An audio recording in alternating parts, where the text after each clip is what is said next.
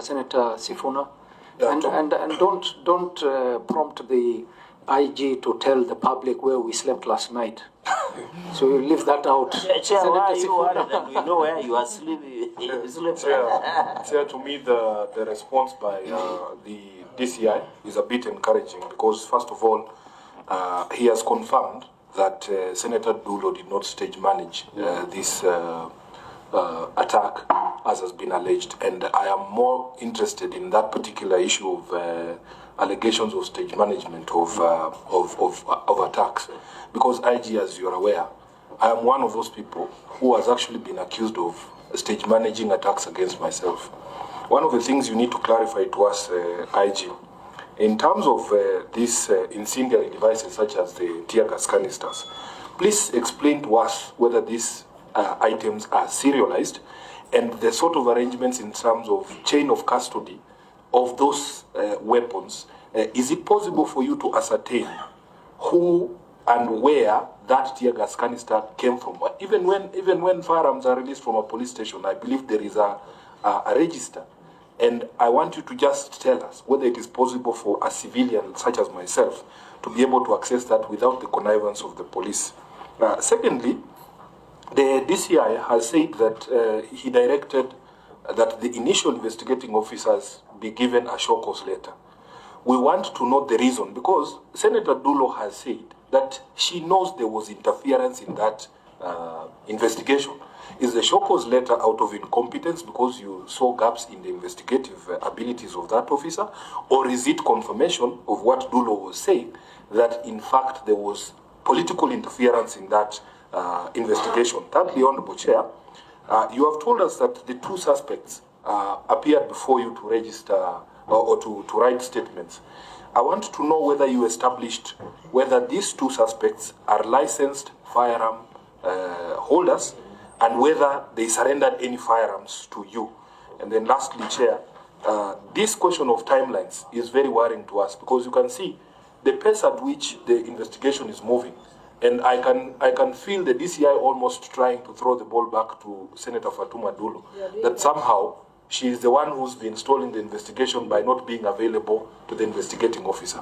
I find that a very unfair accusation, Amin. In all honesty, all of us here are the easiest people to find. If your CS can call Dulo to tell her that he is not available to come to a meeting, just oppose that with what you are telling us. That on a matter that is so personal to the threat and the life of the person of Senator Dulo, you are telling us that somehow your officers were unable to reach her. And this is a matter you can see. It's very personal and very sensitive.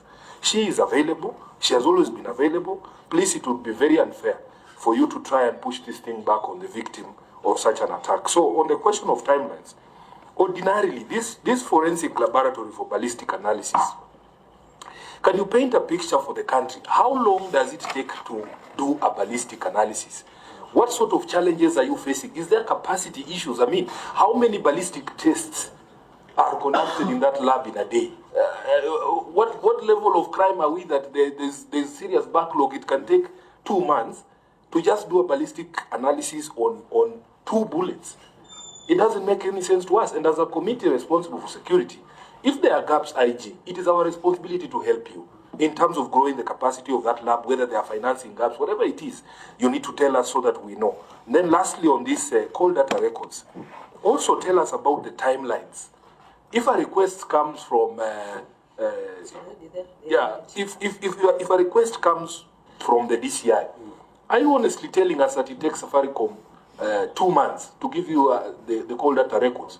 No wonder even in the incident involving Senator Osotsi, Honorable Chair, we are being told that the suspect somehow sneaked out of the country.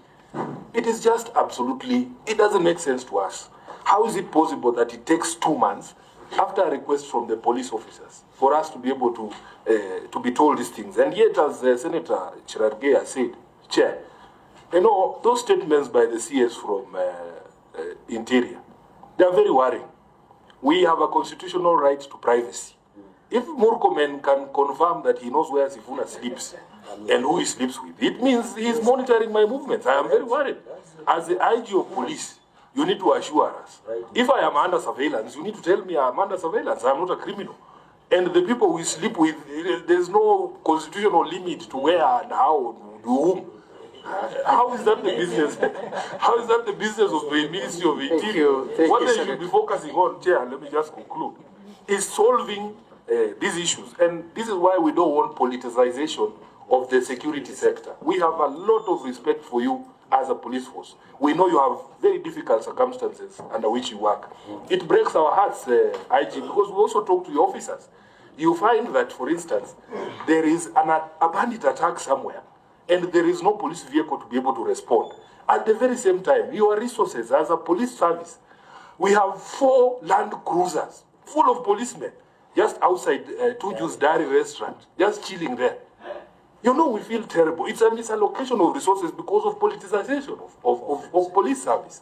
So, for me, Chair, we want to help you as a service. We have a lot of respect for you. We know what you do under very difficult circumstances. But if you don't paint a picture for us as Parliament, we cannot be able to help. I thank you, Chair. Thank you, Senator. Before I ask the IG to let them respond to those questions, then we'll take further questions. Before you respond, let me allow Senator Osotsi to go on record.